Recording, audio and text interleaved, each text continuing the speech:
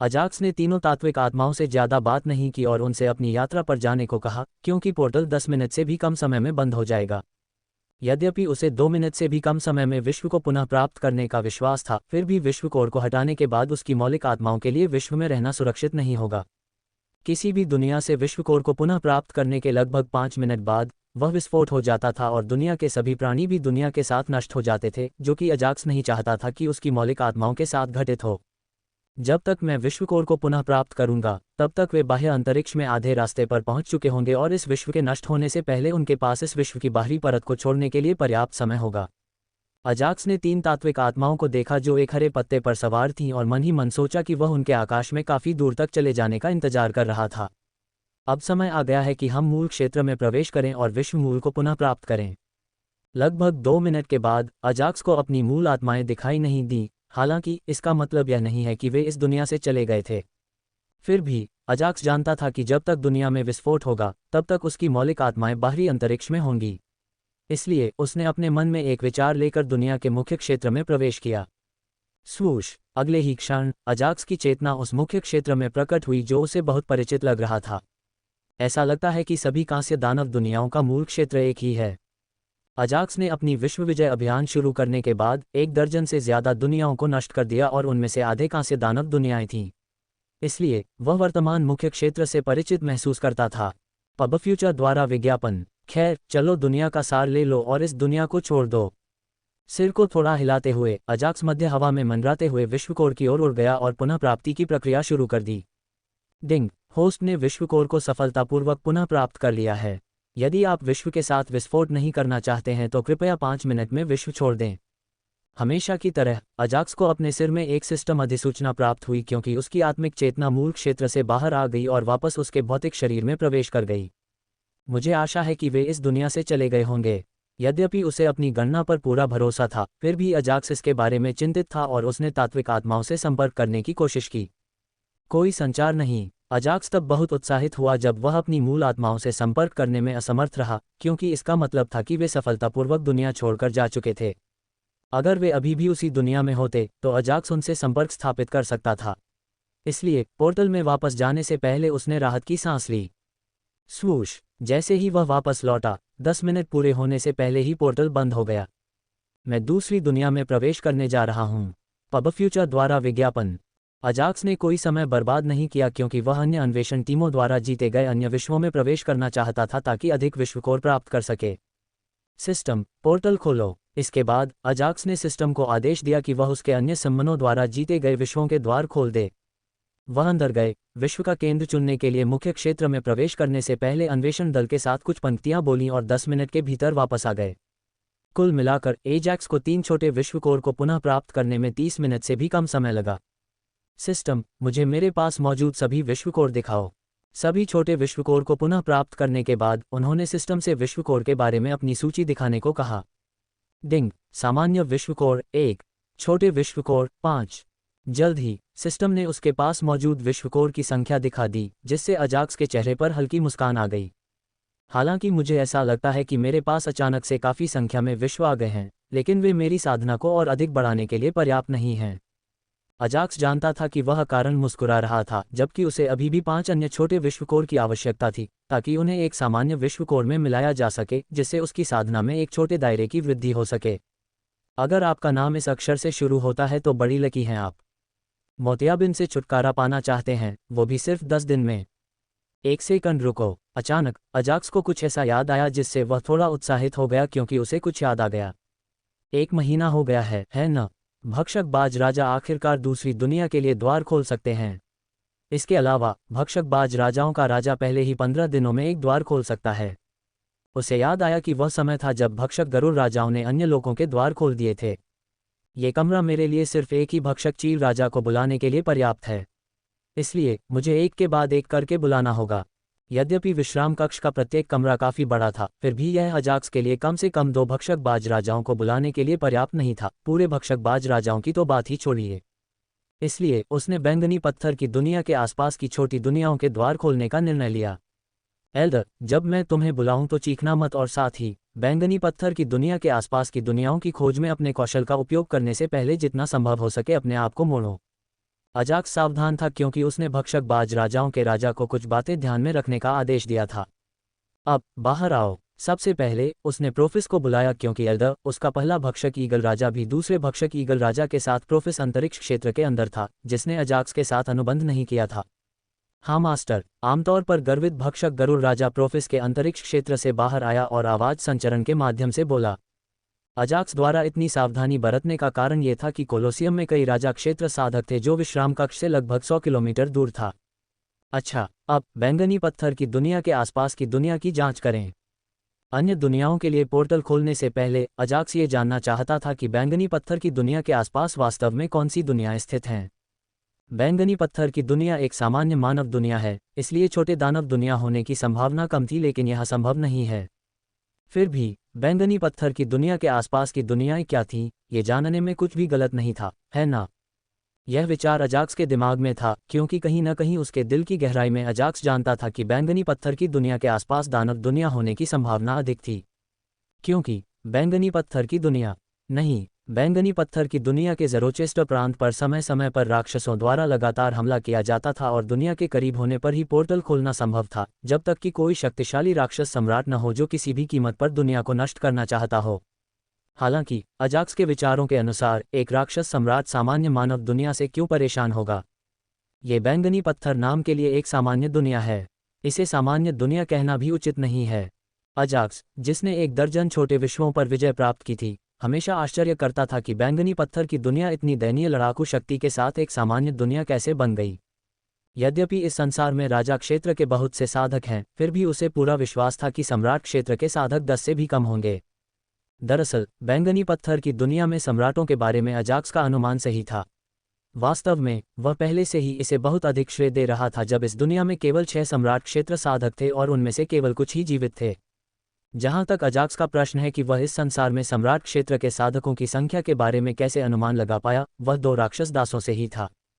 चूंकि दानव सम्राट इस बैंगनी पत्थर की दुनिया को जीतने के लिए कुछ दानव प्रेरितों को भेज रहे थे, इसलिए उसके लिए यह अनुमान लगाना बहुत आसान था कि वहां 10 से अधिक सम्राट क्षेत्र साधक नहीं थे। वैसे भी चूंकि राक्षस हमेशा ज़ोरोचेस्टर प्रांत पर आक्रमण करने पर ध्यान केंद्रित करते थे, इसलिए मेरा अनुमान है कि बैंगनी पत्थर की दुनिया के आसपास 1 या 2 छोटे राक्षस संसार हो सकते हैं। जबकि भक्षक ईगल राजा बैंगनी पत्थर की दुनिया के आसपास की दुनिया के बारे में जानकारी प्राप्त कर रहा था, अजाक्स छोटे दानव दुनिया की संभावनाओं के बारे में सोच रहा था।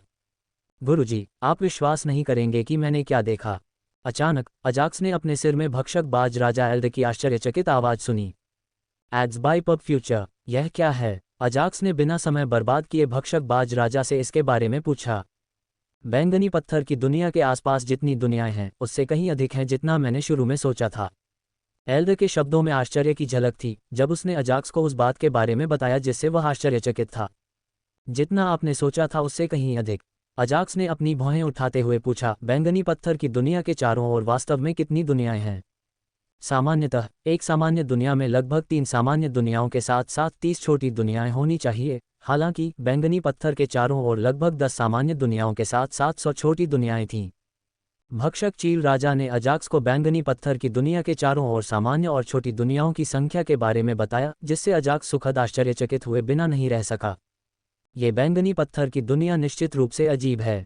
अजाक्स बैंगनी पत्थर की दुनिया के बारे में ये कहने से खुद को नहीं रोक सका, क्योंकि ये दुनिया, जो कि एक सामान्य दुनिया से बमुश्किल तुलनीय थी, पर राक्षसों द्वारा लगातार आक्रमण किया गया था, लेकिन फिर भी इसे जीतने में असमर्थ था। इसके अलावा अगले कुछ दिनों में वे उस स्थान पर बड़े पैमाने पर आक्रमण की योजना बना रहे थे जहां बैंगनी पत्थर की दुनिया के बहुत सारे शक्तिशाली साधक मौजूद थे। और अब उसे पता चला कि ये दुनिया इतनी सारी दुनियाओं से घिरी हुई है, जिससे उसे लगा कि ये दुनिया एक विशेष दुनिया है। खैर, इस बार राक्षस की योजनाएं मेरे द्वारा बर्बाद हो जाएंगी। हे। जब अजाक्स ने इसके बारे में सोचा तो उसके चेहरे पर एक दुष्ट मुस्कान उभर आई। तो इस दुनिया में कितने राक्षस संसार हैं? Ads by pub future. अगले ही क्षण अजाक्स ने भक्षकबाज राजा से राक्षस लोगों के बारे में पूछा। यद्यपि अजाक्स विश्वों पर विजय प्राप्त करने के मिशन पर था, वह एक हृदयहीन साधक नहीं था जो किसी भी विश्व को नष्ट कर दे। वह केवल उन्हीं लोगों को नष्ट करेगा जो या तो राक्षसों के हैं या जिनमें राक्षस निवास करते हैं। जहां तक अन्य दुनियाओं जैसे बौने या योगिनी दुनियाओं का प्रश्न है, यदि संभव हुआ तो वह उनका स्वामी बन जाएगा, अन्यथा वह उन्हें अकेला छोड़ देगा। जहां तक मानव लोकों का प्रश्न है, वह मानव लोकों का स्वामी बनने में रुचि नहीं रखता था, क्योंकि सभी शक्तिशाली और प्रतिभाशाली मानव साधकों का विनाश स्वयं मनुष्यों के कारण हुआ था, जिन्हें उन्हीं शक्तिशाली साधकों द्वारा पोषित और शक्तिशाली बनाया गया था। 100 छोटी दुनियाओं में से 30 पर या तो राक्षसों का शासन था या फिर वे स्वयं वहां निवास करते थे। जहां तक सामान्य दुनियाओं की बात है, उनमें से 4 प्रत्यक्ष या अप्रत्यक्ष रूप से राक्षसों से जुड़ी हुई हैं। भक्षक चील राजा को पहले से ही पता था कि अजाक्स क्या चाहता है, इसलिए उसने पहले से ही राक्षस दुनिया के बारे में डेटा एकत्र कर लिया था। 4 सामान्य दानव दुनिया और 30 छोटी दानव दुनिया। अजाक्स को ये संख्याएं सुनकर आश्चर्य हुआ, क्योंकि एक मानव दुनिया हमेशा अन्य मानव दुनियाओं या अन्य मानवीय दुनियाओं से घिरी रहती है, जिनका मनुष्यों के साथ घनिष्ठ संबंध होता है। हालांकि मनुष्य और राक्षस कट्टर दुश्मन हैं और उनके बीच कोई संबंध नहीं था। भले ही जगलानाथ आधा राक्षस था, लेकिन वह मेरे मालिक के लिए काम करता है। यह एक विशेष मामला है जहां जगलानाथ आधा मानव भी था। अजाक्स ने जगलानाथ के बारे में सोचा, जो अर्ध राक्षस था और कभी न लौटने वाली गुफा का प्रभारी था। अगर इतने सारे राक्षसी संसार हैं, तो मुझे लगता है कि वे आक्रमण की तैयारी कर रहे होंगे, जिसकी योजना अगले कुछ दिनों में बनाई गई थी। क्या मेरे लिए इन संसारों को अभी नष्ट करना ठीक है? अजाक्स जब दैत्यों की दुनिया में प्रवेश कर उन पर विजय प्राप्त करने के बारे में सोच रहा था तो वह थोड़ा हिचकिचा रहा था। बात यह है कि अजाक्स को इस बात का डर था कि कहीं राक्षस प्रेरित इन छोटे राक्षस संसारों में न रह जाएं। तारांकन तारांकन तारांकन तारांकन दानव दासों से प्राप्त खुफिया जानकारी के अनुसार अजाक्स को पता था कि दानव सेनाओं का नेतृत्व वर्तमान में दानव प्रेरितों द्वारा किया जा रहा था और प्रत्येक दानव सम्राट ने अपने 3 निजी दानव प्रेरितों को भेजा था। इन्हें मिलाकर कुल 15 व्यक्तिगत राक्षस प्रेरित होंगे। चूंकि ये 15 व्यक्तिगत राक्षस प्रेरित राक्षस सम्राटों के विभिन्न गुटों से थे, इसलिए उन्होंने स्वयं को अलग कर लिया और अपनी सेनाओं को अलग अलग दुनियाओं में तैनात कर दिया। चाहे वह छोटी दानव दुनिया हो या सामान्य दानव दुनिया, इससे उन्हें कोई फर्क नहीं पड़ता, क्योंकि वे उन दुनियाओं में केवल कुछ दिनों तक ही रहेंगे। अतः यदि संयोगवश भक्षक गरुड़ राजा उस छोटे राक्षस जगत का द्वार खोल दे जिसमें राक्षस प्रेरित रहता था, तो यह मेरे लिए एक समस्या होगी। अपने बौने विश्व के विपरीत, जहां उसके पास निम्न स्तरीय सम्राट क्षेत्र साधक के बराबर युद्ध कौशल होगा। हालांकि यह एक अलग बात होगी यदि उसका सामना अन्य दुनिया में किसी उच्च स्तरीय राक्षस राजा से हो। मुझे क्या करना चाहिए? क्या मुझे जोखिम उठाना चाहिए? अजाक्स ने अपनी भौहें उठाईं और इसके बारे में सोचने लगा। राक्षस दासों के अनुसार 3 व्यक्तिगत राक्षस प्रेरितों के अलावा 100 नियमित उच्च स्तरीय राक्षस राजा थे, है ना? कुछ क्षण सोचने के बाद अजाक्स इस निष्कर्ष पर पहुंचा, यदि मेरा अनुमान सही है तो ये व्यक्तिगत दानव प्रेरित सोच रहे होंगे कि बैंगनी पत्थर की दुनिया को जीतने के लिए इतनी बड़ी सेना भेजने लायक नहीं थी। जब दानव दास अजाक्स को बैंगनी पत्थर के लिए दानव सम्राटों की योजना के बारे में बता रहे थे, तब अजाक्स को पता चला कि दानव प्रेरितों को इसमें ज्यादा दिलचस्पी नहीं थी, क्योंकि बैंगनी पत्थर की दुनिया पर आक्रमण करके उन्हें ज्यादा संसाधन नहीं मिलेंगे। यदि मेरा अनुमान सही है तो वे सामान्य दानव दुनिया में ही विश्राम करेंगे, बजाय इसके कि वे छोटे दानव दुनिया में रहें, जहां प्रकृति का सार ज़ोरोचेस्टर प्रांत के प्रकृति सार से 100 गुना अशुद्ध है। जब वह इस निष्कर्ष पर पहुंचा तो अजाक्स ने अब और संकोच करना बंद कर दिया और सीधे एल्डर को आदेश दिया, एल्डर, छोटे दानव दुनियाओं में से एक के लिए पोर्टल खोलो। पब फ्यूचर द्वारा विज्ञापन। अजाक्स सामान्य दानव दुनिया पर आक्रमण करने की अपनी इच्छा को नियंत्रित कर रहा था, क्योंकि छोटे दानव दुनिया पर आक्रमण की तुलना में इसमें बहुत समय लगेगा। इसके अलावा सामान्य दुनिया में भी बैंगनी पत्थर की दुनिया की तरह कई गुट, प्रांत, संप्रदाय और अन्य सभी चीजें होती हैं। यदि यह कोई और समय होता तो मैं एक को छोड़कर सभी भक्षक ईगल राजाओं की पोर्टल निर्माण क्षमता का उपयोग करने के बाद इसे आजमाता, क्योंकि मैं इसका उपयोग एक सामान्य दानव दुनिया के लिए पोर्टल खोलने के लिए करूंगा। अजाक्स ने चुपचाप अपने मन में सोचा। उसका मुख्य मिशन पर्पल स्टोन की दुनिया में था, जहां राक्षस पूरे पर्पल स्टोन की दुनिया को जीतने की योजना बना रहे थे। इसलिए ऐसे समय में अजाक्स ऐसे काम करने में कोई जोखिम नहीं लेगा जिसके बारे में उसे कोई स्पष्टता न हो कि उसे उन कामों को पूरा करने में कितना समय लगेगा। प्रोफिस, जाओ और इस राक्षस दुनिया के सभी भक्षक चील राजाओं को बुलाओ। मैं चाहता हूं कि तुम इसे जल्द से जल्द पूरा करो। अजाक्स अब छोटे दानव संसारों पर विजय पाने में कोई समय बर्बाद नहीं कर रहा था, क्योंकि वह नहीं जानता था कि प्रतियोगिता के 2 दौर कब पूरे होंगे और युवा वापस आ जाएंगे। इसलिए वह 11 छोटे दानव लोगों पर विजय प्राप्त करना चाहता था, क्योंकि उसके पास 11 भक्षक चील राजा थे, जो किसी भी युवा के विश्राम कक्ष में वापस आने से पहले ही उसकी देखरेख में थे। ... स्वूश। 11 भक्षक ईगल राजाओं को संपूर्ण छोटे दानव जगत को निगलने में लगभग 30 मिनट का समय लगा। उसके बाद उन्हें पोफिस के अंतरिक्ष में वापस भेज दिया गया, जो पोर्टल से बाहर चला गया। प्रोफिस, क्या सब ठीक है? अजाक्स को पता चल गया था कि कुछ गड़बड़ है, क्योंकि न केवल प्रोफिस के चेहरे पर गंभीरता थी, बल्कि छोटे दानव संसार पर विजय पाने में उसे अपेक्षा से अधिक समय भी लगा था। मास्टर को बुलाने पर पता चला कि वहाँ किसी भी छोटी दुनिया से ज्यादा राक्षस थे। मुझे लगता है कि वे बैंगनी पत्थर की दुनिया पर आक्रमण करने के लिए इस दुनिया में इकट्ठा हो रहे थे। पब फ्यूचर द्वारा विज्ञापन। प्रोफिस ने अपना सिर हिलाते हुए कहा, मैंने ये भी देखा कि वे एक टेलीपोर्टेशन सर्कल बनाने की कोशिश कर रहे हैं, जैसा कि मैंने उम्मीद की थी। अजाक्स ने अपना सिर हिलाया क्योंकि उसने प्रोफिस से पूछने से पहले ही इस बारे में सोच लिया था। वैसे क्या उस दुनिया में कोई उच्च स्तरीय राक्षस राजा हैं? चूंकि वह पहले से ही जानता था कि 10 भक्षकबाज राजा कितने शक्तिशाली होंगे जब उनका नेतृत्व भक्षकबाज राजाओं के राजा एल्ड द्वारा किया जाएगा, इसलिए उसे इस बात की चिंता नहीं थी कि छोटे दानवों की दुनिया में कितने राक्षस हैं। वह केवल इस बात को लेकर चिंतित था कि छोटे दानव संसार में कितने उच्च स्तर के दानव राजा हैं, क्योंकि केवल वे ही उसके भक्षक गरुड़ राजाओं के साथ कुछ कर सकते थे। उस दुनिया में केवल 2 उच्च स्तरीय राक्षस राजा और 1 दर्जन मध्यम स्तरीय राक्षस राजा थे। प्रोफिस ने अपनी आवाज़ अजाक्स के सिर में पहुंचाई और उसे उस छोटे दानव संसार की स्थिति के बारे में बताया जिस पर उन्होंने कुछ समय पहले विजय प्राप्त की थी। ओह, 2 उच्च स्तरीय राक्षस राजा! कोई आश्चर्य नहीं कि इसमें जितना मैंने सोचा था उससे 2 गुना समय लगा। पोर्टल में प्रवेश करने से पहले अजाक्स ने प्रोफिस की जानकारी पर अपना सिर हिलाया। वैसे भी मैं सबसे पहले विश्व कोर ले लूंगा और अन्य राक्षस राजाओं के यहाँ आने से पहले इस दुनिया को नष्ट कर दूंगा। अजाक्स ने योजना बनाई कि उसे शीघ्र ही विश्व कोर को पुनः प्राप्त करना होगा, क्योंकि इस समय एक छोटे दानव विश्व का विनाश निश्चित रूप से सभी दानव प्रेरितों को आकर्षित करेगा। यह मेरे लिए अन्य छोटे राक्षस संसारों को नष्ट करने का एक अच्छा अवसर होगा। चेहरे पर हल्की मुस्कान के साथ अजाक्स ने कोर दायरे में प्रवेश किया और वापस आने से पहले विश्व कोर को एकत्रित किया। इतना कुछ घटित होने के बावजूद भी राक्षस प्रेरित सब कुछ से बेखबर थे, क्योंकि उन्हें तब तक कोई आपातकालीन संकेत नहीं मिला जब तक कि उन्होंने अचानक एक बड़ा विस्फोट महसूस नहीं किया। क्या ये विश्व विस्फोट है? विभिन्न सामान्य दानव दुनियाओं में 15 दानव प्रेरितों ने अपने और नष्ट दुनिया के बीच की दूरी के आधार पर छोटी दुनिया के विनाश को महसूस किया। व्यक्तिगत राक्षस प्रेरित कोई सामान्य उच्च स्तरीय राक्षस राजा नहीं थे, इसके बजाय वे विश्व के विनाश जैसे ऊर्जा के उतार चढ़ाव के प्रति बहुत संवेदनशील थे। यद्यपि वे उस छोटे दानव संसार से कुछ लाखों किलोमीटर दूर थे जिसे अजाक्स ने विश्व केंद्र को पुनः प्राप्त करके नष्ट कर दिया था, फिर भी इन व्यक्तिगत दानव प्रेरितों ने इसे महसूस किया।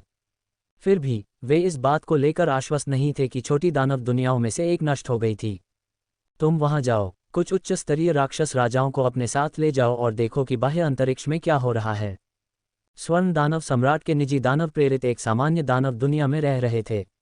ऊर्जा के उतार चढ़ाव के बारे में एक दूसरे के साथ कुछ चर्चा करने के बाद उन्होंने इसे जांचने के लिए कुछ उच्च स्तरीय दानव राजाओं को भेजने का फैसला किया।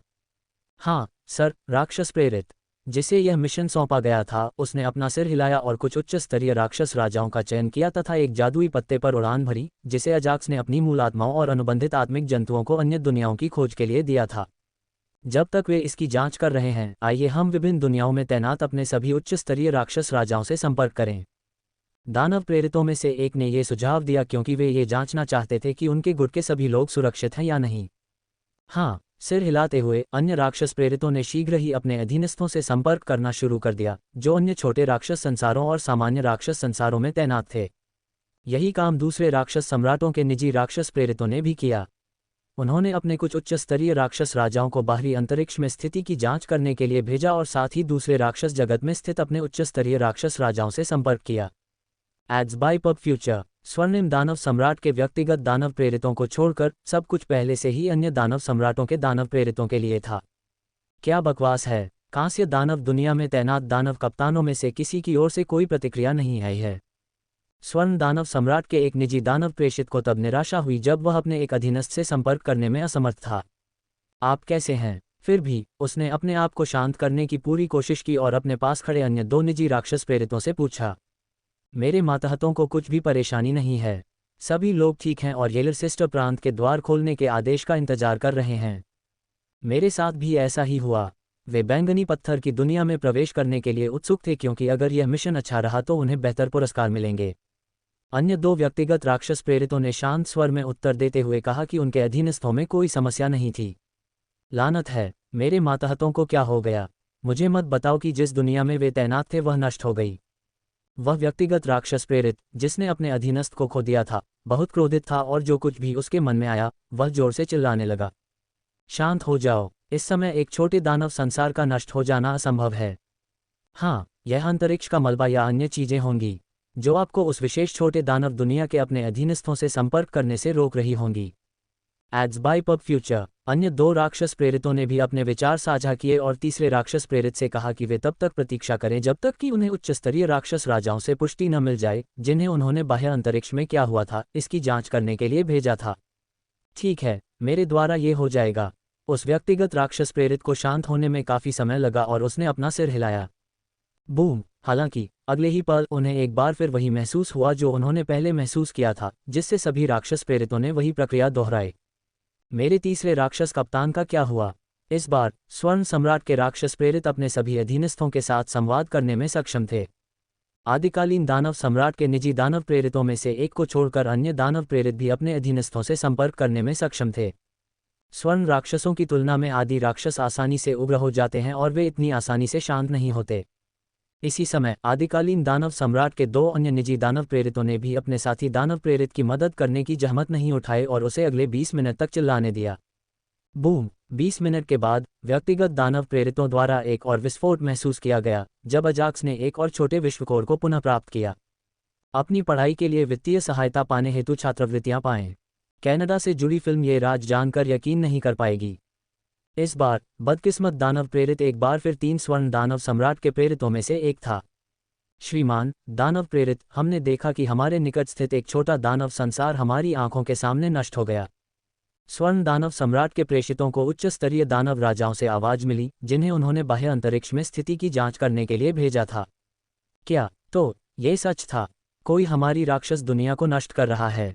वे इतने कम समय में ये काम कैसे कर पाते हैं? तीनों प्रेरित हैरान थे क्योंकि वे इस बात से स्तब्ध थे कि किस गति से छोटे छोटे राक्षस संसार नष्ट हो रहे थे। अजाक्स को छोटे दानव संसारों को नष्ट करने में लगभग 25 मिनट लग रहे थे और दानव प्रेरित इतनी अविश्वसनीय गति से हैरान थे। जो भी हो, चलो अन्य छोटे राक्षसी संसारों में अपने अधीनस्थों को सचेत करें। जल्द ही उन्होंने उच्च स्तरीय राक्षस राजाओं को उनके आसपास के छोटे राक्षस संसारों में क्या हो रहा था इसके बारे में जानकारी दी और उन्हें सावधान रहने का आदेश दिया।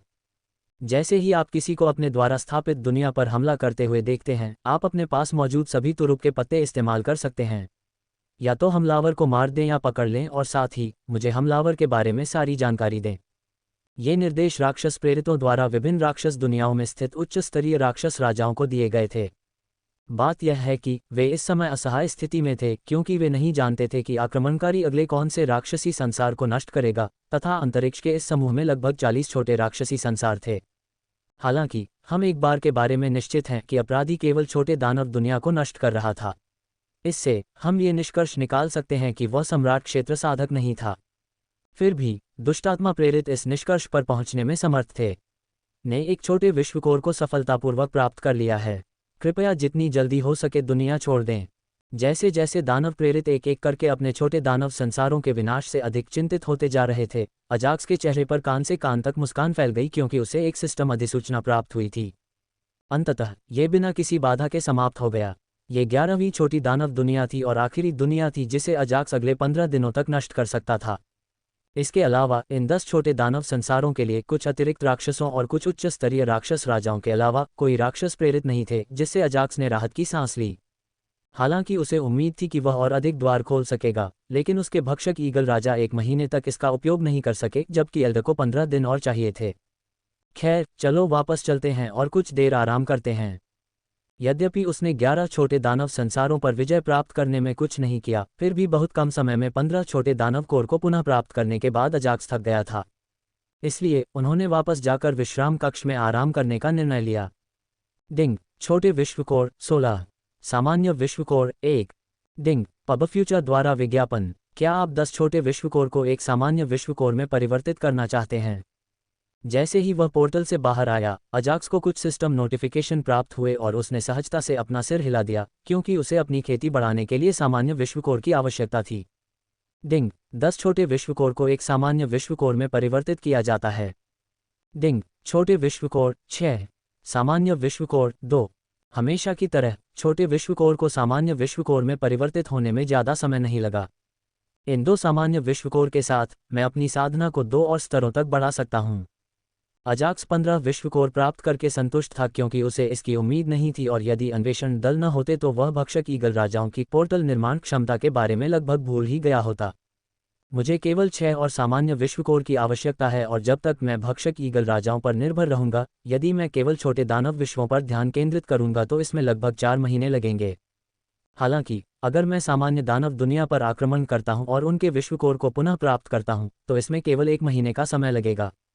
अजाक्स ने सोचा कि उसे स्तर 10 के कुलीन सामान्य क्षेत्र तक पहुंचने में कितना समय लगेगा और उसने आगे कहा, इसके अलावा मुझे पूरा यकीन है कि राजा क्षेत्र में प्रवेश करने के लिए मुझे एक बड़े विश्व कोर की आवश्यकता होगी। पैटर्न के अनुसार अजाक्स ने अनुमान लगाया कि उसे राजा के दायरे में कैसे प्रवेश करना है और इसके लिए महान विश्व कोर ही कुंजी होगी। यद्यपि प्रणाली कहती है कि मैं अपनी साधना बढ़ाने के लिए छोटे या सामान्य विश्व कोर का उपयोग कर सकता हूं, लेकिन इससे मेरी युद्ध क्षमता में बहुत अधिक वृद्धि नहीं होगी और जब मेरे पास थोड़े समय और कड़ी मेहनत से विशाल युद्ध क्षमता प्राप्त करने का अवसर है, तो मैं कम युद्ध क्षमता से संतुष्ट क्यों होऊंगा। पब फ्यूचर द्वारा विज्ञापन। अजाक्स सिर्फ साधना क्षेत्र तक ही सीमित नहीं रहना चाहता था, इसके बजाय वह युद्ध कौशल को और अधिक बढ़ाना चाहता था, जो कि नियमित साधकों को राजा क्षेत्र में प्रवेश करने के बाद प्राप्त होता। हालांकि मुझे नहीं पता कि मेरे भक्षक ईगल राजाओं ने राक्षस सेना के कितने प्रतिशत को मार डाला था, मुझे आशा है कि यह पर्पल स्टोन दुनिया पर उनके आक्रमण को प्रभावित करेगा। अजाक्स को उम्मीद थी कि 11 छोटे दानव संसारों के विनाश से दानव सम्राटों की योजना विचलित हो जाएगी। ... समय बीतता रहा और देखते ही देखते एक दिन ऐसे ही बीत गया। पहले 2 राउंड पास करने और तीसरे राउंड तक पहुंचने पर बधाई। जैसे ही अजाक्स ने देखा कि ज़ोरोचेस्टर प्रांत से उसके मित्र कमरे में प्रवेश कर रहे हैं, अजाक्स ने चेहरे पर उज्ज्वल मुस्कान के साथ उन्हें बधाई दी। आपको ये कैसे पता, जबकि आप तो कोलोसियम में मौजूद ही नहीं हैं? लुईस ने चेहरे पर जिज्ञासा भरी नज़र से पूछा। मुझे आप लोगों पर पूरा भरोसा है कि आप राजा क्षेत्र साधक के दबाव को सहन कर लेंगे और दूसरे दौर को भी पार कर लेंगे, हालांकि मुझे नहीं पता था कि वह क्या था। लुईस और अन्य लोगों को जवाब देते हुए अजाक्स ने अपने सिर के पिछले हिस्से को रगड़ा। ये सही है। यद्यपि अजाक्स पहले 2 राउंड देखने के लिए कोलोसियम में नहीं रुका था, फिर भी अजाक्स जानता था कि उसके दोस्तों को प्रतियोगिता के पहले 2 राउंड पार करने में कोई परेशानी नहीं होगी। हाँ, आपका शुक्रिया। कनाडा से जुड़ी फिल्म ये राज जानकर यकीन नहीं कर पाएगी। मोतियाबिंद से आखिर पाना चाहते हैं क्या, वो भी सिर्फ 10 दिन में? लेवी और बाकी युवाओं ने प्रसन्नतापूर्वक मुस्कुराते हुए उन्हें पहले बधाई देने के लिए धन्यवाद दिया। उनका वर्तमान विश्राम स्थान अजाक्स, केशे और राजकुमारी डैफ्ने के साथ घुमक्कड़ साधकों के 15 शिष्यों को दिया गया था। बेशक युवा प्रतिभागियों के साथ उनके अभिभावकों को भी एक ही कमरे में समायोजित होना पड़ा। वैसे प्रतियोगिता का दूसरा दौर क्या है? चूंकि अजाक्स पीछे नहीं रहा, इसलिए वह दूसरे राउंड को लेकर थोड़ा उत्सुक था। पहले चरण में राजा क्षेत्र साधक के 50% दबाव को 1 घंटे तक सहना था। इसमें आधे से अधिक युवा प्रतिभागी बाहर हो गए। कमरे में मौजूद लगभग सभी लोग जानते थे कि अजाक्स कोलोसियम में नहीं था, इसलिए उन्होंने दूसरे दौर के बारे में बात करने से पहले पहले दौर के बारे में बताया। जहां तक दूसरे दौर की बात है, तो ये केवल 2 मिनट के लिए राजा क्षेत्र साधक के पूर्ण साधना दबाव को सहन कर रहा था। क्या केवल 2 मिनट? अजाक्स को इस बात से आश्चर्य नहीं हुआ कि दूसरा राउंड भी पहले राउंड जैसा ही था, केवल कठिनाई कुछ बढ़ गई थी। तथापि 2 मिनट के राउंड समय ने अजाक्स को थोड़ा आश्चर्यचकित कर दिया। मुझे अनुमान लगाने दीजिए, मुझे लगता है कि गैर सम्मानकर्ता श्रेणी से केवल 1000 से कम युवा प्रतिभागी ही दूसरे दौर में उत्तीर्ण हुए होंगे, है ना? अजाक्स ने दूसरे राउंड में उत्तीर्ण होने वाले युवा प्रतिभागियों की संख्या का अनुमान लगाया। नहीं, हालांकि स्नोस्टॉर्म ने अपना सिर हिला दिया। क्या 1000 से अधिक युवा प्रतिभागी योग्य थे? अजाक्स ने चेहरे पर शिकन लाते हुए पूछा। नहीं, 0.500 से कम गैर समनकर्ताओं को तीसरे दौर में पदोन्नत किया गया। गर्व से भरे चेहरे के साथ लुईस ने अजाक्स को जवाब दिया। 500 से कम प्रतिभागी उत्तीर्ण हुए। अजाक्स को थोड़ा आश्चर्य हुआ, हालांकि जब उसने राजा क्षेत्र साधक के पूर्ण साधना दबाव के बारे में सोचा तो उसे अब आश्चर्य नहीं हुआ। वास्तव में अजाक्स को उम्मीद थी कि गैर समनकर्ता अनुभाग से कम 900 युवा प्रतिभागी तीसरे दौर में आगे बढ़ेंगे, क्योंकि अन्य प्रांतों के युवा साधकों को समय समय पर राजा क्षेत्र साधक के साधना दबाव का अनुभव होगा। फिर भी राजा क्षेत्र साधक का पूरा दबाव युवा प्रतिभागियों के लिए कुछ सेकंड के लिए सहन करना बहुत कठिन था। ये तो बताने की बात नहीं कि उन्हें 2 मिनट तक सहन करना पड़ा। कुल मिलाकर तीसरे दौर में 10,500 युवा प्रतिभागी होंगे। अजाक्स ने समरण श्रेणी से 10,000 युवा प्रतिभागियों को जोड़ा और गैर समरण श्रेणी के युवा प्रतिभागियों को भी जोड़ा, क्योंकि अब से प्रतियोगिता के बाकी हिस्सों के लिए इन 2 श्रेणियों के बीच कोई अंतर नहीं होगा। उनमें से प्रत्येक को शेष राउंड से गुजरना होगा और हर राउंड सभी के लिए समान होगा। हाँ, जेफ ने बिस्तर पर जाने से पहले अपना सिर हिलाया।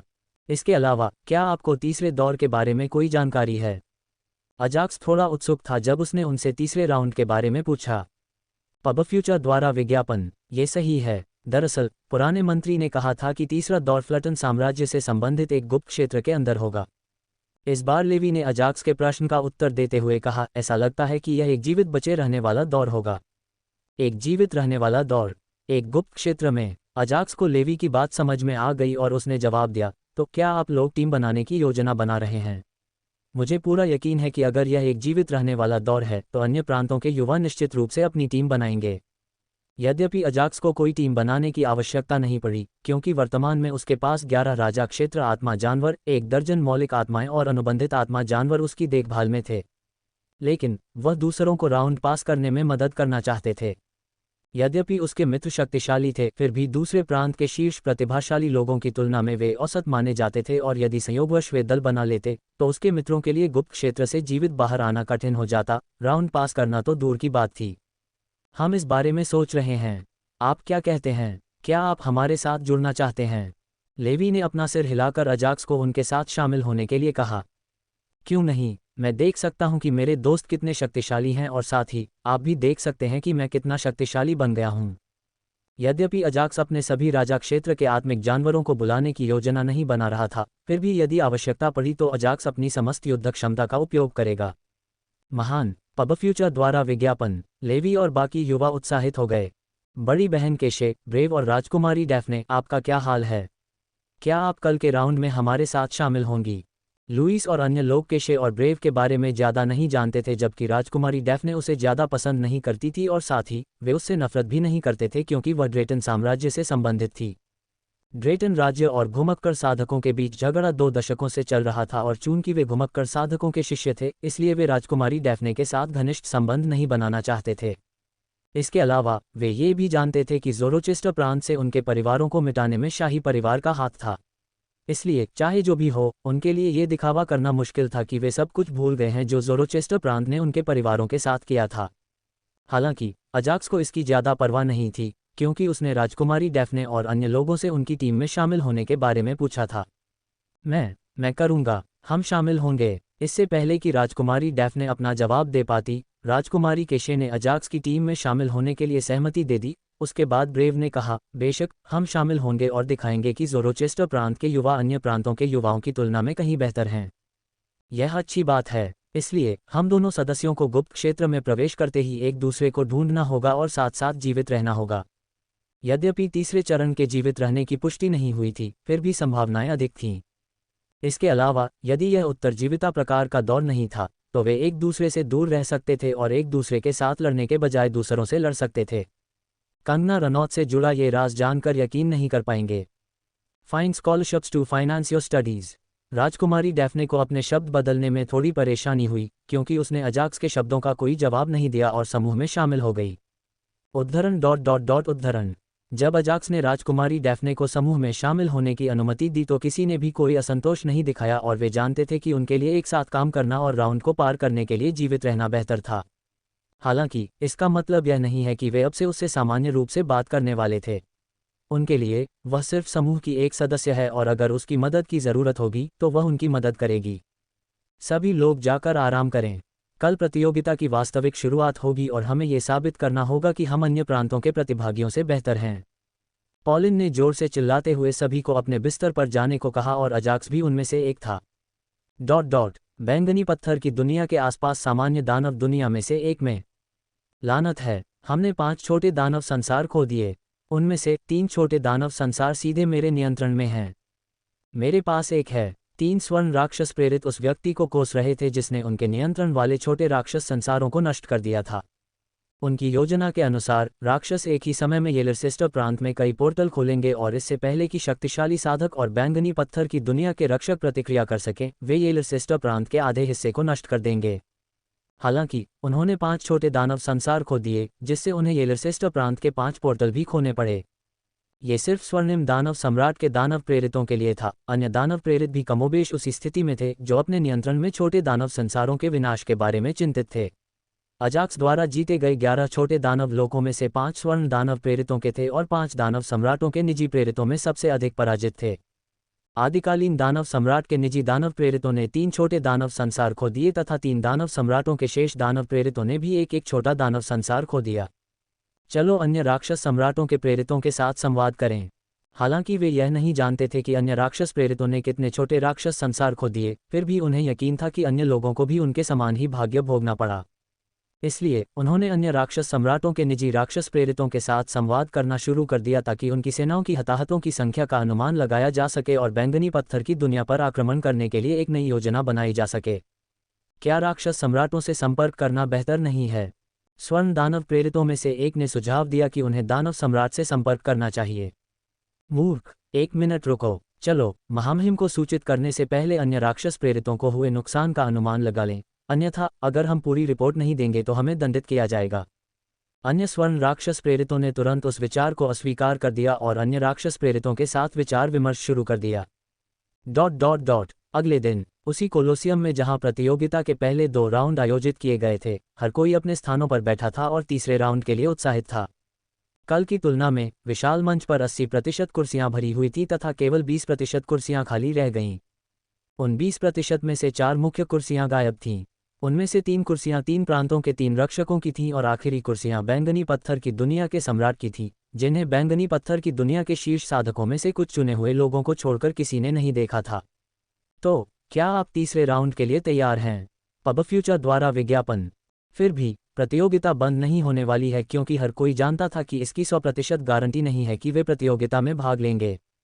उनका काम दुनिया को अन्य जातियों से बचाना है जो हमेशा बैंगनी पत्थर की दुनिया पर आक्रमण करने की कोशिश कर रहे थे, और अगर वे दूसरों की तरह अपने जीवन का आनंद लेते हैं तो बैंगनी पत्थर की दुनिया नष्ट हो जाएगी, लेकिन उन्हें इसके बारे में अभी भी कोई पता नहीं होगा।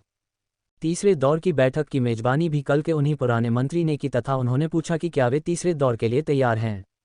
जी श्रीमान। सभी युवा प्रतिभागियों ने चेहरे पर उत्साह के भाव के साथ वृद्ध मंत्री को उत्तर दिया, और यदि वे तैयार नहीं भी थे तो भी किसी में ये कहने का साहस नहीं था कि वे तैयार नहीं हैं।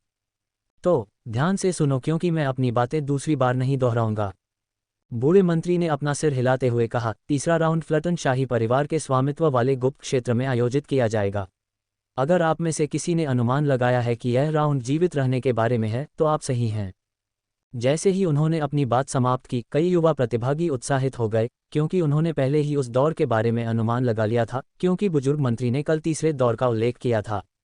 उनके उत्साह का एक अन्य कारण ये था कि उन्होंने पहले से ही अन्य युवा प्रतिभागियों के साथ टीम बनाकर आवश्यक योजना बना रखी थी। कुल मिलाकर सभी को अपनी योजनाओं पर पूरा भरोसा था कि यदि वे योजना का पालन करेंगे तो उन्हें आसानी से सफलता मिलेगी। फिर भी उन्होंने अपनी भावनाओं को दबा लिया और वृद्ध मंत्री की बातें सुनते रहे जो तीसरे दौर के बारे में बोलते रहे। जहां तक आपको जीवित रहना है तो निश्चित रूप से यह अन्य प्रतिभागियों में से ही होगा। इस दौर का मुख्य उद्देश्य यह है कि आप तब तक जीवित रहें जब तक कि गुप्त क्षेत्र में केवल 100 प्रतिभागी ही बचे रहें।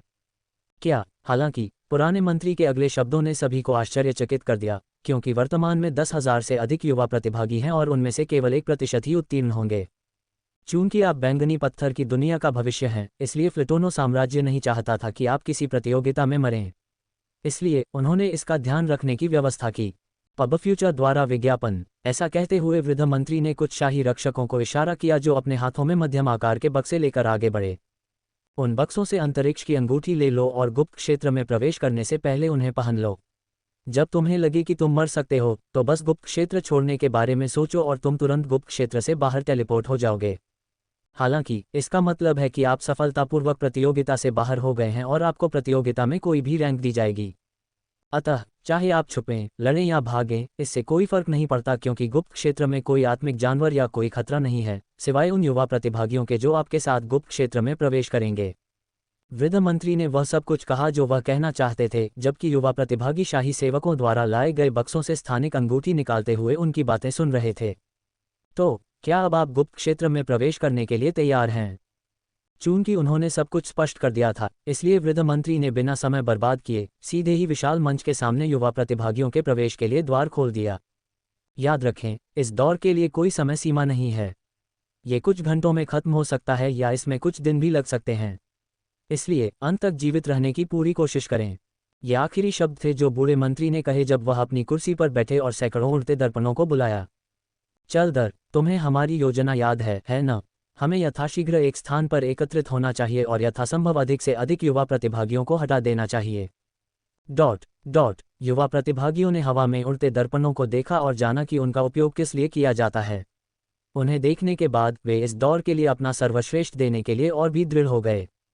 साथ ही गुप्त क्षेत्र में प्रवेश करने से पहले उन्होंने अपनी योजनाओं के बारे में भी कानाफूसी की। एक शांत घास के मैदान में एक द्वार खुला और अजाक्स अपनी जगह पर शांत दृष्टि रखते हुए उसमें से बाहर चला गया। चूंकि अजाक्स कई पोर्टलों से गुजर चुका था, इसलिए उसे उनकी आदत हो गई थी और उसे मतली या ऐसा कुछ भी महसूस नहीं हुआ। ये येलिसिस्टर प्रांत से अलग नहीं है। अजाक्स ने गुप्त क्षेत्र की तुलना येलिसिस्टर प्रांत से की और उसे प्रकृति के सार की शुद्धता में कोई परिवर्तन नहीं मिला। ज़ोरचेस्टर प्रांत से जुड़े गुप्त क्षेत्र की तुलना में इस येलिसिस्टर प्रांत के गुप्त क्षेत्र विशेष नहीं हैं। अजाक्स ने दोनों प्रांतों के गुप्त क्षेत्रों के बीच अंतर की तुलना की। खैर, मैं दूसरों को ढूंढ लूंगा। अपने दिमाग में यह विचार रखते हुए अजाक्स ने जितना संभव हो सके उतनी ऊंची जगह देखने की कोशिश की।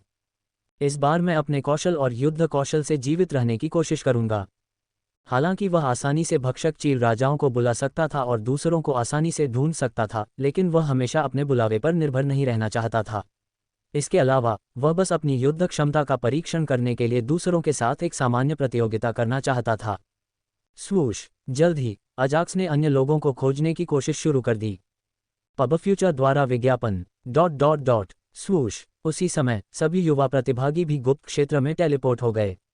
शायद बूढ़ा मंत्री चाहता था कि यह सभी के लिए निष्पक्ष हो या कुछ और। जब वे टेलीपोर्ट हुए तो दोनों प्रतिभागियों के बीच कम से कम कुछ किलोमीटर की दूरी थी। इसके अलावा पोर्टल से बाहर निकलते ही 20% प्रतिभागियों को मतली महसूस हुई, क्योंकि वे कभी पोर्टल के अंदर बाहर नहीं गए थे। मुझे दूसरों को ढूंढना होगा। अजाक्स की तरह उन्होंने भी टीम बनाने की योजना बनाई है। हालांकि अजाक्स के विपरीत वे शांत नहीं थे, इसके बजाय वे चिंतित थे क्योंकि वे एक विशेष दिशा की ओर बढ़ रहे थे। गुप्त क्षेत्र के बाहर ट्रांसमिशन शुरू करें।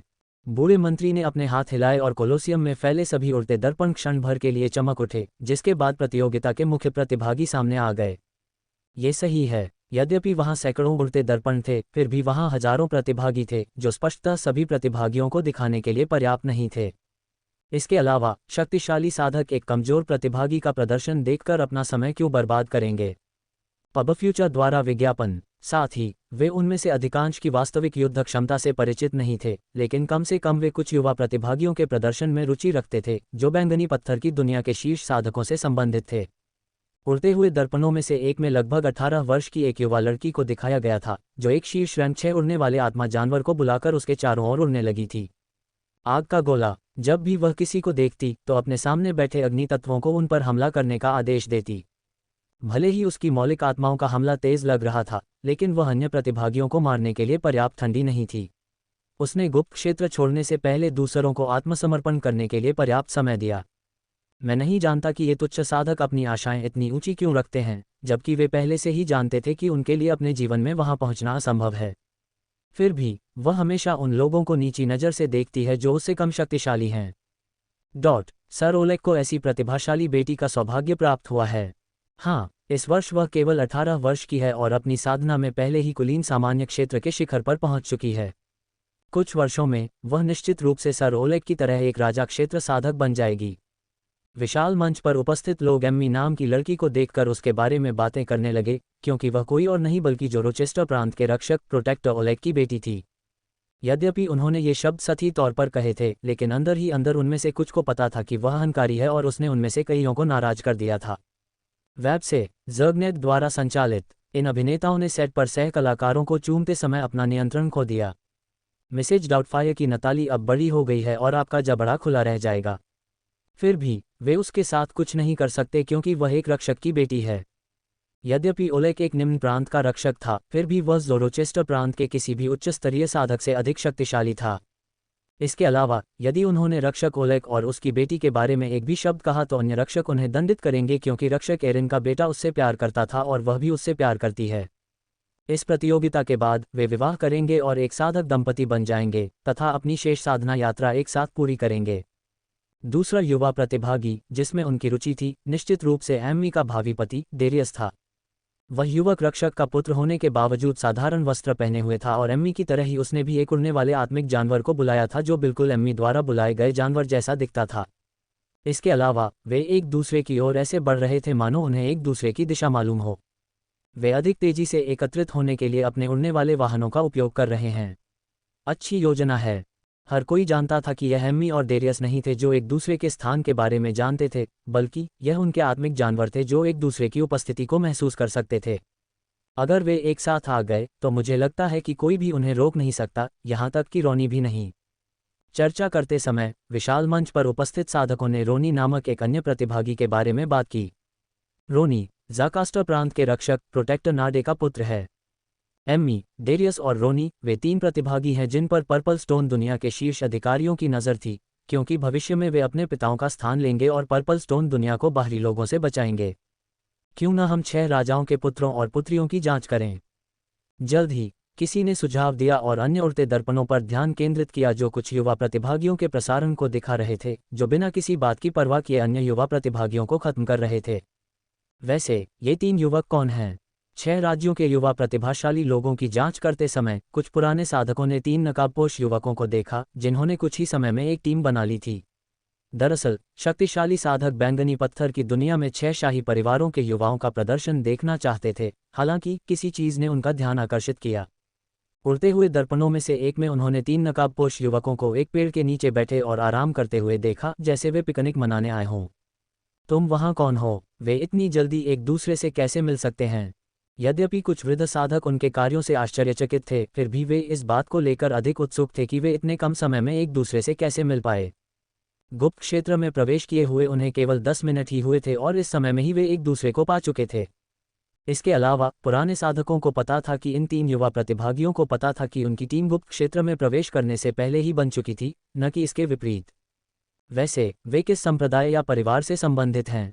चूंकि विशाल मंच पर बैठे शक्तिशाली साधक या तो शीर्ष संप्रदायों या शीर्ष परिवार से संबंधित थे, इसलिए वे जानने को उत्सुक थे कि वे 3 युवक किस संगठन से थे।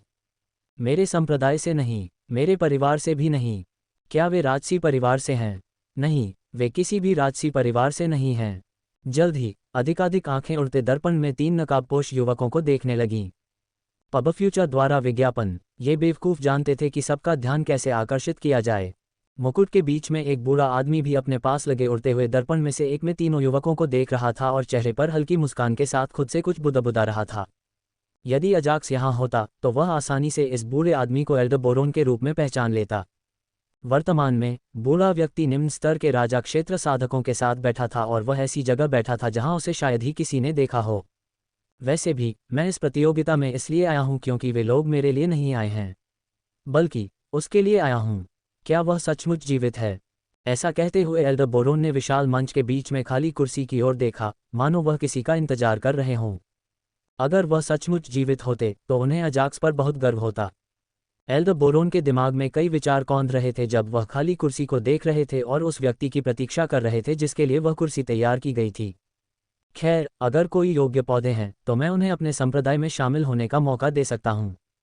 अपने मन में यह विचार रखते हुए एल्डरबोरोन ने अन्य उड़ते दर्पणों की ओर देखा, ये देखने के लिए कि क्या प्रतियोगिता में कोई अच्छे युवा प्रतिभागी हैं या नहीं। ...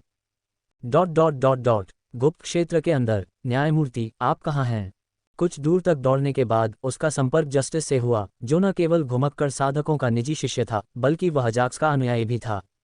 मैं स्वर्गीय कौवे के साथ हूँ। हम आपके पास आएंगे गुरु। पब फ्यूचर द्वारा विज्ञापन। चूंकि जस्टिस एजेक्स का अनुयायी था इसलिए वह एजेक्स के स्थान को भांप सकता था, हालांकि ये पूरी तरह से सही नहीं था। फिर भी चूंकि उनके पास उड़ने के लिए एक कौवा है, इसलिए जस्टिस के लिए एजेक्स को ढूंढना कोई बड़ी समस्या नहीं थी। ठीक है, मैं इंतजार करूंगा। अजाक्स ने अपना सिर हिलाया और दौड़ना बंद कर दिया तथा बैठने के लिए एक चट्टान ढूंढ ली। हम इतनी दयनीय खेती वाला किसान प्रतियोगिता में कैसे भाग ले सकता है? जब अजाक्स न्याय और स्वर्गीय रेवन की प्रतीक्षा कर रहा था तो उसे 2 स्तर 10 कुलीन सामान्य क्षेत्र साधकों ने देखा जिन्होंने अजाक्स की साधना की जांच करते समय उसका मजाक उड़ाया। उद्धरण चिन्ह ... उद्धरण चिन्ह। अजाक्स ने केवल उनकी ओर देखा और फिर अपनी पीठ चट्टान पर टिकाकर आकाश की ओर देखने लगा। लानत है तुझ पर, तुम्हें मेरी तरफ कोई सम्मान न दिखाने की हिम्मत कैसे हुई? 2 साधकों में से एक को तब गुस्सा आ गया जब उन्होंने देखा कि अजाक्स ने उनकी ओर देखने की भी जहमत नहीं उठाई, मानो वे किसी लायक ही नहीं थे। मरना। एक क्षण में वह साधक अपने हाथों में एक लंबा भाला लेकर अजाक्स के सामने आ गया और अजाक्स के गले पर निशाना साधा। स्मैश। हालांकि इससे पहले कि भाला अजाक्स तक पहुंच पाता, अजाक्स की छाया से एक आकृति बाहर आए और उसने किसान को लात मारी, जिससे वह पत्थर और अजाक्स से 10 मीटर दूर चला गया। हम एक क्लोन। दोनों साधकों ने भौहें सिकुड़ी, हालांकि वे अजाक्स से नहीं डरते थे, जिसके पास केवल स्तर 2 के कुलीन सामान्य क्षेत्र की साधना थी। वेब से ज़र्गनेट द्वारा संचालित टेलर स्विफ्ट का बेहद अनुचित पहनावा शर्मनाक से भी ज्यादा है। प्रिंस विलियम ने मेघन को डायना के गहने पहनने से प्रतिबंधित किया। भाई, चलो इस लड़के को हमारे प्राचीन भाला संप्रदाय की शक्ति दिखाएं। एक साधक ने अपने हाथ में सामान्य दिखने वाले भाले की जगह एक उत्कृष्ट भाला लिया और फिर उसे सो रहे अजाक्स पर फेंक दिया। स्वूश! हालांकि छाया क्लोन अजाक्स के सामने आकर आने वाले भाले को रोकने के लिए खड़ा था। मैं इसकी उम्मीद कर रहा हूं। प्राचीन भाला संप्रदाय के दूसरे साधक ने अपने चेहरे पर उत्साहित मुस्कान बिखेरी और अपने हाथ में लिया हुआ उत्तम भाला फेंका। क्लोनिंग की क्षमता रखने वाले आप अकेले नहीं हैं। गुना करें। दोनों साधकों ने अजाक्स के छाया क्लोन के लिए कोई समय नहीं दिया, क्योंकि उन्होंने कुछ ऐसी तकनीक का उपयोग किया जिससे आने वाले भाले की संख्या 10-10 हो गई। तो कुल मिलाकर अजाक्स और उसके क्लोन पर 20 समान दिखने वाले भाले फेंके गए। टेलीपोर्ट। अगले ही क्षण अजाक्स, जो चट्टान पर आराम कर रहा था, गायब हो गया और प्राचीन भाला संप्रदाय के 2 शिष्यों के बीच प्रकट हुआ और बुदबुदाया, क्या तुम हार मान रहे हो या मुझे तुम्हें मार देना चाहिए? अजाक्स जानता था कि इस समय हर कोई उसे देख रहा है और वह नहीं चाहता था कि तथाकथित प्राचीन भाला संप्रदाय इन 2 साधकों से बदला लेने के लिए उसके पीछे आए। इसलिए उन्होंने उन्हें हार मानने का मौका दिया। हम हार स्वीकार करते हैं। पहले तो वे अचानक अजाक्स के बीच में आ जाने से बुरी तरह चौंक गए, हालांकि उन्होंने हार मानने में संकोच नहीं किया, क्योंकि वे जानते थे कि अगर उन्होंने हार नहीं मानी तो अजाक्स निश्चित रूप से उसे मार डालेगा। वह किस प्रकार का राक्षस है? उसके पास केवल स्तर 3 अभिजात सामान्य क्षेत्र साधना की शक्ति है, फिर भी क्या वह हमें एक पल में हरा सकता है? कुछ समय पहले तक दोनों साधक थोड़े अहंकारी थे, हालांकि अब वे अहंकारी नहीं रहे, क्योंकि उन्हें अंततः समझ आ गया था कि अजाक्स ऐसा व्यक्ति नहीं है जिसके साथ वे खिलवाड़ कर सके। मालिक न्याय सफ़ेद रंग के कौवे से उछल पड़ा और उसने आदरपूर्वक अजाक्स को पुकारा।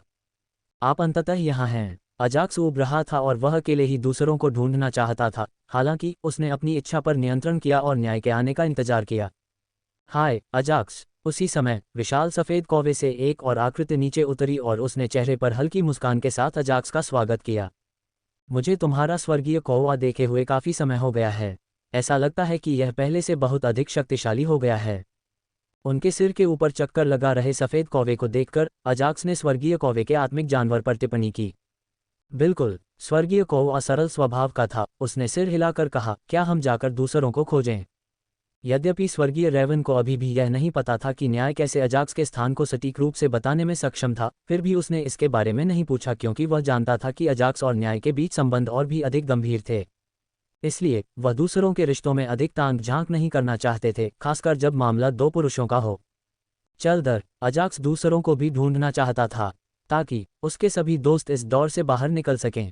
पब फ्यूचर द्वारा विज्ञापन। सामान्य जानकारी के अनुसार जब तक वे इस दौर में जीवित रहेंगे, सभी 100 युवा प्रतिभागियों को 100 तक पहुंचने पर कुछ पुरस्कार प्राप्त होंगे। जहां तक अंतिम 2 चरणों की बात है, तो इसमें युवा प्रतिभागियों में से शीर्ष 10 और शीर्ष 3 का चयन करना है, जिन्हें कई पुरस्कार मिलेंगे जो राजा क्षेत्र के साधकों को भी लालची बना देंगे। फिर भी यदि राजा क्षेत्र के किसी भी साधक ने अगले 10 वर्षों तक अपने पुरस्कार या किसी अन्य चीज के लिए प्रतियोगिता के शीर्ष 10 युवा प्रतिभागियों पर हमला किया, तो उनकी आत्मिक चेतना नष्ट हो जाएगी और उनके साथ साथ उनके पूरे परिवार को भी दंडित किया जाएगा। काओ स्वूश! जल्द ही वे तीनों सफ़ेद कौवे पर सवार होकर दूसरों की तलाश में निकल पड़े। अरे देखो, कोई हमारी ओर आ रहा है। जैसे ही अजाक्स और अन्य लोग उड़ने लगे, पेड़ों में छिपे हुए साधकों के एक समूह ने सफ़ेद कौवे को उनकी ओर उड़ते हुए देखा। उनमें से 3 हैं, हालांकि मैं इस दूरी से उनकी सटीक खेती का आकलन कर सकता हूं। विशाल वृक्षों के बीच छिपे एक अन्य युवक ने अपनी मूल्यांकन रिपोर्ट के बारे में सभी को बताया। किसी मूल्यांकन रिपोर्ट की कोई आवश्यकता नहीं है। चाहे वे कितने भी शक्तिशाली क्यों न हो, वे फिर भी राजा क्षेत्र के साधक नहीं हैं। इसलिए हमारा घात हमेशा की तरह पूरी तरह से काम करता है। समूह का कप्तान एक दुबला पतला युवक था जिसका चेहरा पीला था और वह अपने साथियों की तरह भूरे रंग का लबादा पहने हुए था। कप्तान, भले ही यह योजना उत्तम है, लेकिन संप्रदाय प्रमुख ने कहा है कि हमें प्रतियोगिता की शुरुआत में इसका प्रयोग नहीं करना चाहिए। टीम का एक साथी उस पेड़ पर कूद गया जिस पर कप्तान खड़ा था और उसने शांत स्वर में कहा, मुझे पता है कि वह कमीना अभी यहाँ नहीं आया है। जब तक वह नहीं आता, हमें इस योजना का उपयोग करना होगा और एक बार जब वह आ जाता है, तो हम उस कमीने की क्षमता के साथ स्पष्ट रूप से छिप सकते हैं। पब फ्यूचर द्वारा विज्ञापन। कप्तान ने सिर हिलाते हुए पूछा, खैर, अपनी जगह पर जाओ, वह उड़ने वाला आत्मा जानवर इसी ओर आ रहा है। उपकप्तान भी समझ गया कि कप्तान क्या कहना चाह रहा था और वह कुछ और कहना चाहता था, हालांकि उसने अपने स्थान पर वापस जाने से पहले अपना सिर हिला दिया। जहां तक अजाक्स और अन्य लोगों का प्रश्न है, उन्होंने यह नहीं देखा कि आगे एक घात लगाकर हमला किया जा रहा था, क्योंकि वे एक ही दिशा में उड़ते रहे, क्योंकि दोनों ओर बंजर पहाड़ थे। एक ही नज़र में वे बता सकते थे कि दोनों ओर कोई नहीं है और वे जंगल की दिशा में उड़ते जा रहे थे, जहां उनके दोस्तों को खोजने की संभावना अधिक थी। गुप्त क्षेत्र में किसी यादृच्छिक स्थान पर स्वूश, एक नीले रंग का स्पिरिट क्रेन उड़ रहा था और उसकी पीठ पर एक सुंदर नीले वस्त्र पहने युवती बैठी किसी को खोज रही थी। वह कोई और नहीं बल्कि राजकुमारी डैफ्ने थी और आत्मा सारस एक उत्परिवर्तित आत्मा जानवर था जो अपनी ताकत में छठे स्थान पर पहुंच गया था। छोटे नीले, अजाक्स और अन्य पर नजर रखना। राजकुमारी डैफ्ने ने स्वयं पर नजर रखते हुए उत्परिवर्तित आत्मा क्रेन को आदेश दिया। हाँ, राजकुमारी डैफ्ने। आत्मा सारस ने अपने विचार राजकुमारी डैफ्ने तक पहुंचाए। स्वूश, यद्यपि उसने कुछ युवा प्रतिभागियों को देखा, फिर भी उसने उनसे दूरी बनाए रखी, क्योंकि वह दूसरों को ढूंढने में अपनी शक्ति बचाना चाहती थी। वेब से ज़र्गनेट द्वारा संचालित। अभिनेता जो अपनी बाकी की जिंदगी जेल में सड़ेंगे। डोनाल्ड ट्रंप का मेकअप रहित चेहरा अनदेखा नहीं किया जा सकता। एक बार जब उसे अन्य लोग मिल गए, तो वह अन्य युवा प्रतिभागियों के खिलाफ पूरी ताकत से लड़ने लगी। युवा प्रतिभागियों को गुप्त क्षेत्र में प्रवेश किए हुए लगभग 1 घंटा हो चुका है और लगभग सभी ने आंशिक रूप से अपनी टीम बना ली है तथा कमजोर युवा प्रतिभागियों को हटा दिया है। यद्यपि अजाक्स की 3 व्यक्ति टीम को अन्य लोग नहीं मिले, फिर भी वैग्रांत साधकों के व्यक्तिगत शिष्यों ने अपनी टीम को पूरा करने के लिए अन्य लोगों की खोज करते हुए पहले से ही 2 व्यक्ति या 3 व्यक्ति वाली टीम बना ली है। राजपरिवारों, शक्तिशाली संप्रदायों और शक्तिशाली परिवारों के युवा प्रतिभागियों के लिए भी यही स्थिति थी। सभी का ध्यान मुख्य रूप से टीम बनाने पर था और अन्य युवा प्रतिभागियों से लड़ना गौण था। जब तक वे बहुत आश्वस्त न हो या उनके पास कोई मौका न हो, वे दूसरों से नहीं लड़ते। इसके बावजूद मूल रूप से शामिल 10,500 युवा प्रतिभागियों में से 3,000 पहले ही बाहर हो चुके थे और असली लड़ाई अभी शुरू होनी थी। कोलोसियम के बाहर, वह बच्चा कौन है? क्या वह अकेले लड़ने की योजना बना रहा है या क्या? इसके अलावा वह किस संगठन से संबंधित है? घृणित, वह अपने विरोधियों को बिना कोई मौका दिए कैसे मार सकता है? वे राक्षस नहीं हैं, उसे दूसरों को मारने की कोई आवश्यकता नहीं है क्योंकि इससे मनुष्यों की युद्ध क्षमता कम हो जाएगी। अंततः वहां नरसंहार हुआ। जो साधक गुप्त क्षेत्र में युवा प्रतिभागियों के जीवित रहने का आनंद ले रहे थे, उन्होंने एक बार फिर टिप्पणी करना शुरू कर दिया जब उन्होंने देखा कि एक युवक अपने सामने आने वाले किसी भी व्यक्ति को मार रहा था।